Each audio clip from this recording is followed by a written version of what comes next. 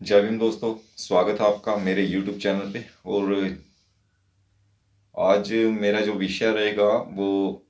मेरी जो पुरानी वीडियोस आपने अगर नहीं देखी हैं तो वो देख लीजिएगा, क्योंकि मेरा जो आज का विषय है वो है इतिहास की खोज, दबे हुए इतिहास की खोज।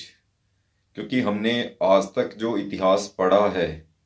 हमने स्कूल के अंदर या कॉलेजेस के अंदर जो इतिहास पढ़ा है, तो वो जो इतिहास है वो हमें जो जानकारी देता है वो टोटली कि हाँ ठीक है, किस समय पे कौन से राजा का जो समय काल रहा, या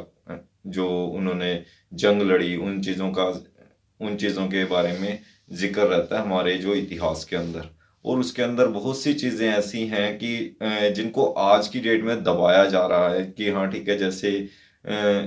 उस समय के अंदर जो भारत के अंदर जो व्यवस्था चल रही थी उस चीज़ के बारे में हमें नहीं बताया जाता है। जैसे कि आज़ादी के बाद अगर हमें बात करें तो महात्मा गांधी के बारे में बताया जाता है, और भीमराव अंबेडकर के बारे में बिल्कुल नहीं बताया जाता है कि हाँ ठीक है, उनके क्या संघर्ष रहे, क्या यानी उनकी एक सिर्फ एक ये पहचान बना दी गई है कि हाँ इन्होंने संविधान लिखा था और बहुत ही पढ़े लिखे थे और एक शूद्र समाज थे और जो भी है उन्होंने काफ़ी संघर्ष करके वो जो अपनी पढ़ाई करी। पर उसी के साथ में उसी सोच से निकले हुए कुछ लोग उन्हें एक समय पे मैं काफ़ी जब मैं बाबा साहब के साथ में जुड़ा तो उस टाइम पे जो चर्चा चलती थी कि बाबा साहब अंग्रेज़ों के चाटुकार थे। तो इन चीज़ों के बारे में जब पढ़ा तो वो सारी समझ में आती है कि हाँ ठीक है, किस हिसाब से क्या क्यों ये जो लोग हैं वो बाबा साहब से इतनी नफरत करते हैं, और क्यों ये बाबा साहब की जो विचारधारा पे नहीं चलना चाहते हैं। क्योंकि हमारे जो समाज के अंदर जो इतिहास की अगर बात करते हैं, हमारे जो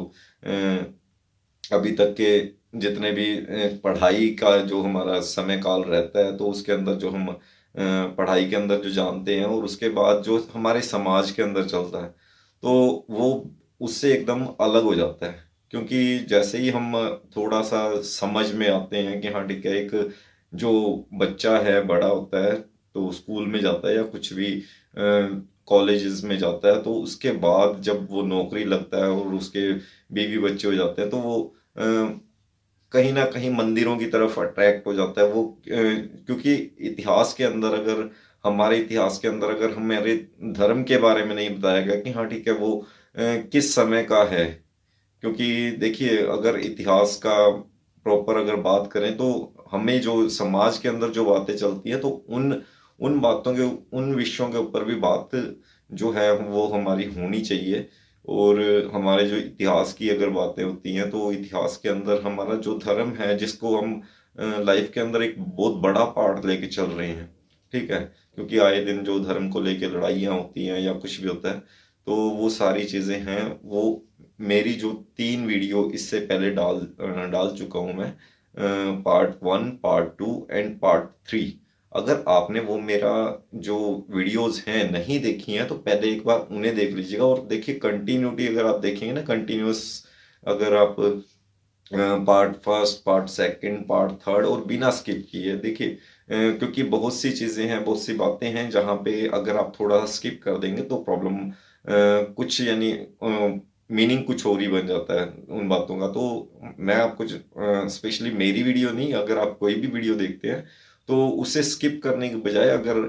आप वो इंटरेस्ट से देख रहे हैं, अगर आप देखिए, अगर आप सिर्फ टाइम पास के लिए देख रहे हैं कि अगर आप कुछ सीखना है, इंट्रोडक्शन को वो करना है, आपको स्किप करना है, तो वो एक अलग चीज़ है। पर अगर वीडियो के अंदर पहुंच जाते हैं तो उसके बाद आप वीडियो को स्किप करते हैं तो उसका मतलब ही कुछ और निकल जाता है। तो वो चीज़ें आप नहीं करिए। और कंटिन्यूस मेरी फर्स्ट पार्ट, सेकंड पार्ट और थर्ड पार्ट वो ज़रूर देखिएगा, और उसके बाद मुझे बताइएगा कि हाँ ठीक है, मुझे किस चीज़ पे यानी किस टाइप के इतिहास के ऊपर वीडियो बनानी चाहिए, ठीक है। मुझे कमेंट सेक्शन के अंदर देखिए आपकी बहुत वो रहती है कि हाँ ठीक है, आप कमेंट अगर कोई लिखता है तो वो सिर्फ एक गलत अगर कोई कमेंट होता है। क्योंकि आज आज मैंने एक शॉर्ट वीडियो डाल दी थी मॉर्निंग के अंदर ही, मैं रूटीन के अंदर शॉर्ट वीडियो मेरी आती हैं, तो वो अगर मेरा चैनल सब्सक्राइब करेंगे तो वो भी आपको मिलती रहेंगी। पर आज मैंने एक वीडियो डाल दी बागेश्वर धाम की, मेरे पास कोई एक वीडियो आई थी, आई डोंट नो वो किस हिसाब से कैसे थी, अ, यानी किस चैनल पे डली थी, तो मैंने उसे एडिट करके वो चीज़ डाल दी। और उसके बाद मुझे 3 से 4 धमकियां मॉर्निंग में, गुड मॉर्निंग जैसे होती है, तो वो 3 से 4 धमकियां मुझे पढ़ने को मिल गई कि हाँ ठीक है, इस हिसाब से वट एवर जो भी है। तो मैंने क्या किया, हाँ ठीक है, उसको हटा के उस वीडियो को तो दोबारा से एडिट किया, और उसके बाद उस वीडियो को डालना पड़ा मुझे। और उसके बाद मेरे व्यूज़ भी नहीं आए, क्योंकि पहली जो मैंने वीडियो डाली थी तो तकरीबन मेरे उठने से पहले ही मेरे 900 के आसपास व्यू जा चुके थे उस वीडियो के ऊपर। और सेकंड टाइम जब मैं उसी चीज़ को, सारे कीवर्ड्स, सारे टैग्स उसी हिसाब से लगाए हैं मैंने, सिर्फ वीडियो को थोड़ा सा एडिट किया था, यानी एक स्टार्टिंग के अंदर जो एक वर्डिंग डाल दी थी मैंने कि हाँ ठीक है, इसका किसी व्यक्ति विशेष से कोई लेना देना नहीं है। अगर आप, मैं वो भी डिस्क्रिप्शन में डाल दूंगा, अगर आप देखिएगा मेरी वो वीडियो, शॉर्ट वीडियो है, तो उसके अंदर बताइएगा कि हाँ ठीक है, जिसने भी बनाई है, एक्चुअल वो मैंने सिर्फ एक पार्ट निकाल के उसको एडिट किया था, वो मिक्सिंग है क्या है क्या नहीं है, वो आप बताइएगा कि हाँ ठीक है क्या चीज़ है। क्योंकि मेरे पास जो कमेंट आए कि हाँ ठीक है, ये जो है वीडियो को मिक्स किया गया, वट एवर जो भी है। पर अगर मैं यूट्यूब की बात करता हूँ तो यूट्यूब पे मैंने इतना इतना फेक जो वीडियोस चल रहे होते हैं, तो वो चीज़ें पाखंड से रिलेटेड, और उन चीज़ों पे कोई कोई अवेयरनेस नहीं है। और उसके अंदर कमेंट्स जो लिखे होते हैं, जय भोलेनाथ या जय माता दी, वट एवर, इस टाइप के जो धार्मिक कमेंट हैं, तो वो दिए होते हैं, चाहे उसके अंदर पाखंड की जितनी भी गहराई की बातें की हों, पर उनको यानी बेवकूफ़ी की तरह मान के और उसके बाद जय भोलेनाथ लिख दिया जाता है। तो वो मुझे नहीं लगता कि हाँ ठीक है, वो कहीं ना कहीं हमारे इतिहास से जुड़ी हैं ये बातें। और इन्हीं चीज़ों को लेके वीडियोस जो बनाई है मैंने, वो पूरा इतिहास बताया मैंने कि हाँ ठीक है, जब से सिंधु घाटी की सभ्यता से लेके और आज 2023 चल रहा है, तो अभी तक का सारा समय काल उस 3 वीडियोस के अंदर बताया गया है कि हाँ किस समय पे किसका शासन रहा। और 2500 साल जो यानी ईसा के 2500 साल पहले जो सिंधु घाटी सभ्यता, जो आखिरी सबूत मिलते हैं हमें धरती के ऊपर इंसान के, या भारत के अंदर मैं बात करूंगा, धरती के ऊपर तो और भी मिस्र की सभ्यता रही हैं, और बहुत सी सभ्यताएं रही हैं जो भारत से पुरानी है। पर अगर भारत की बात करते हैं, क्योंकि सारे जितने भी देवी देवता हैं, 33 करोड़ देवी देवता की बात करते हैं, या कुरुक्षेत्र की लड़ाई की बात करते हैं, या राम के वनवास की बात करते हैं, उनकी लाइफ की अगर बात करते हैं, तो इस टाइप के कोई भी प्रमाण हमारे इतिहास के अंदर ऐसा नहीं लिखा गया है, ऐसे नहीं मिले हैं। और आज की डेट में भी अगर ऐसा इतिहास होता रियल के अंदर, तो हमारी जो है किताबों के अंदर वो चीज़ें आ चुकी होती। क्योंकि इन चीज़ों को सरकार ने भी एक टाइम पे इस चीज़ को काल्पनिक बता दिया था, क्योंकि कुछ इस विचारधारा के, जो मनुवादी विचारधारा के जो लोग हैं, उन्होंने केस कर दिया था कि हाँ ठीक है, जो है इन चीज़ों को गलत बोला जाता है कि हाँ हमारे धर्म को, जो हमारी आस्था को ठेस पहुंचती है, बट जो भी बातें हैं, तो वो किस पे किया गया था वो केस, जो ललई सिंह यादव के ऊपर केस किया गया था। क्योंकि उन्होंने एक सच्ची रामायण जो है, एक किताब लिखी थी सच्ची रामायण, तो उस चीज़ के ऊपर 1973 के अंदर केस हुआ था। और केस की जो डिटेल है, अगर आप सर्च करेंगे यूट्यूब के ऊपर या गूगल के ऊपर, तो आपको इजीली मिल जाएगी। ठीक है, तो वो सारी चीज़ें जब आप पढ़ेंगे, सुप्रीम कोर्ट ने जो आदेश दिए कि हाँ ठीक है, किस हिसाब से, यानी एक आस्था, सिर्फ एक आस्था बोली जा सकती है, पर इसे इतिहास नहीं माना जा सकता। पर हमारे जो समाज के अंदर टोटल इसी चीज़ पे बातें चलती है, जो हमारा इतिहास है उसको तो हम भूल ही गए हैं। क्योंकि इतिहास के अंदर हमारे जो बहुजन समाज के जो लोग थे, तो उनके साथ में शुद्धता का पूरा, यानी, और बहुजन समाज ऐसा नहीं है कि हाँ ठीक है, आप किसी और जाति से हो तो कट लोगे आप,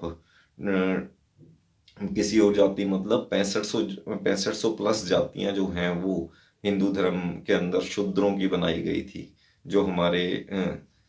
वेद ग्रंथों के हिसाब से। ठीक है, और ब्रह्मा के मुख से ब्राह्मण निकला, ब्रह्मा की भुजाओं से जो है वो क्षत्रिय निकला, ब्रह्मा के पेट से जो है वो वैश्य निकला। ठीक है। और इन चीजों के